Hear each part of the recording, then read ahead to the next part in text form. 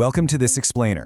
Today, we're tackling a universal, and let's be honest, incredibly frustrating workplace phenomenon, the meeting after the meeting. You know exactly what I'm talking about, right? You walk out of a conference room feeling fantastic. You hammered out a deal, everyone's on the same page, only to realize the real maneuvering has just begun. So we're going to take a structured look at how to navigate this post-meeting undermining, uncover the sneaky tactics of what we call the shadow objector, and most importantly, learn how to stop them right in their tracks. So, let's dive right into this. Picture a scenario where you think your team has finally reached consensus. Everyone nodded, the vote passed, and you're totally ready to execute. But what happens when that decision isn't actually final? Well, your momentum completely dies. Instead of moving forward and getting things done, your team gets dragged right back to the starting line, forced to relitigate a choice that was supposedly already made. It's exhausting just thinking about it. Today, we're zooming in on a very specific, honestly pretty toxic archetype from our source material. The person who refuses to argue openly, but sharpens their knives the absolute second the door closes. You know, the real danger isn't a loud dissenter who argues with every single decision in plain sight. I mean, at least with them, you know exactly where they stand. The real danger is the team member who nods, smiles, agrees in the meeting, acts like everything is peachy, and then actively works against the decision the moment they leave the room. Take a look at this timeline because it paints a really vivid picture of how a decision gets completely derailed by backchanneling. In hour 1, during the actual meeting, this individual is nodding along. They might even explicitly say, "Yeah, sounds good." In hour 2, when the official vote happens, they vote yes. But then, the meeting ends. Fast forward to hour 3, and suddenly they're calling up other members, questioning the decision, quietly reopening the discussion, and aggressively planting seeds of doubt about what the group literally just agreed to. And you know what makes this behavior so incredibly hard to address? It rarely looks openly hostile. It often hides behind these seemingly innocent excuses. When they're confronted, the shadow objector has a built-in defense ready to go. They'll tell you they were just asking questions, or that they were merely trying to understand. And that plausible deniability, it makes it super tricky for leadership to call out the behavior without looking like they're just shutting down genuine curiosity. Section 1. The spread of distrust.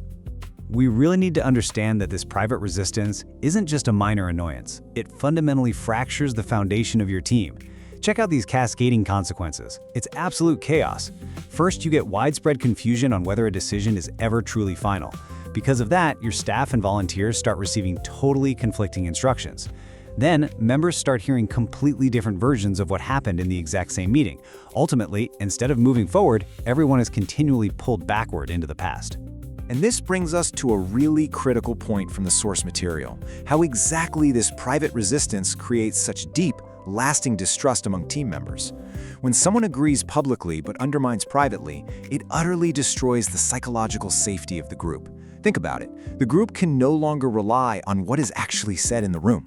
If people are saying one thing to your face and doing another behind your back, you naturally stop taking yes for an answer. You start second-guessing every single vote. That deep, foundational trust required to function as a unified team is shattered, all because the integrity of the meeting itself was compromised. Section 2. Healthy versus unhealthy disagreement. To fix this, we have to clearly define what productive conflict actually looks like.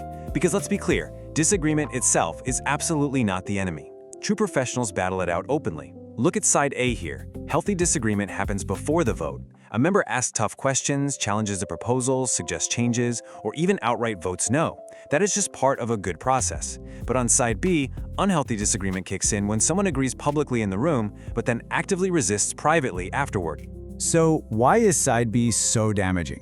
Because it's an unfair tactical advantage. It allows one rogue individual to manipulate the outcome entirely behind the backs of the rest of the team. It essentially gives one person a second chance to influence the outcome without the full group present to weigh in. They get to relitigate the issue one-on-one, leveraging their personal relationships and isolating people to build a counter-narrative when no one else is there to defend the original decision. It's sneaky, and it's exactly how that deep distrust we just talked about takes root. Section 3. Strategies to stop the cycle. Fortunately, the source material gives us a highly effective, authoritative action plan to neutralize this behavior. By following these structured steps, you basically remove the gray area that shadow objectors rely on. Step 1. Make things crystal clear before the meeting ends. Verbally restate exactly what was approved, who is responsible, and what happens next. Step 2. Document that decision clearly in writing. And step 3, which is absolutely critical, bring any post-meeting concerns immediately back to the full board. If someone tries to quietly reopen a decision with you over a private phone call, use this exact, simple response to force their objections out of the shadows. Just say, "Let's put that on the agenda so the full board can discuss it." Boom. It is a polite, completely professional brick wall. It shuts down the back-channeling instantly and forces them to either drop the issue entirely or own their disagreement publicly. Now, obviously, not every single follow-up question is an intentional sabotage attempt. Sometimes people just need clarification.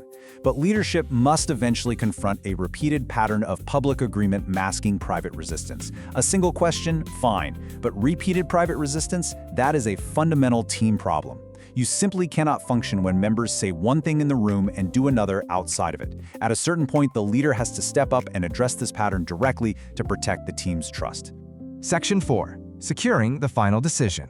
As we wrap up this explainer, we really need to completely rethink how we measure team consensus.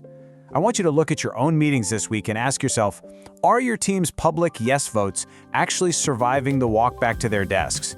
Because as we've seen, agreement does not mean much if it disappears the moment the meeting ends. So the next time someone says, "sounds good," are you going to take their word for it, or are you going to lock it down?